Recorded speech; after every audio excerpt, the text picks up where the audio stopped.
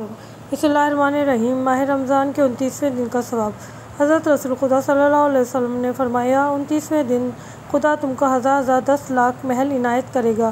ہر محل کے اندر ایک سفید قبہ ہوگا، اور اس قبے کے اندر سفید کافور کا ایک تخت ہوگا، اور اس کے تخت کے اوپر 1000 سبز حریرہ کے بستر بچھے ہوں گے۔ ہر بستر پر ایک حور بیٹھی ہوگی جو 70,000 کپڑے پہنے ہوگی، اور اس کے سر پر 1000 تاج ہوں گے جو در اور یاقوت سے سجے ہوں گے۔ رمضان کے 29ویں دن کی دعا۔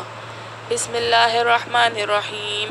اللہم غشنی فیہ بالرحمت وارزقنی فیہ التوفیق والعصمت وطہر قلبی من غیاہب التہمت یا رحیما بعبادہ المؤمنین۔ صدق اللہ العلی العظیم۔ ترجمہ: اے اللہ، آج کے دن مجھے رحمت سے ڈھانپ دے، اس میں نیکی کی توفیق اور برائی سے تحفظ نصیب فرما، اور میرے دل کو تہمت تراشی کی تاریکیوں سے پاک کر دے، اور اے اپنے ایماندار بندوں پر بہت مہربان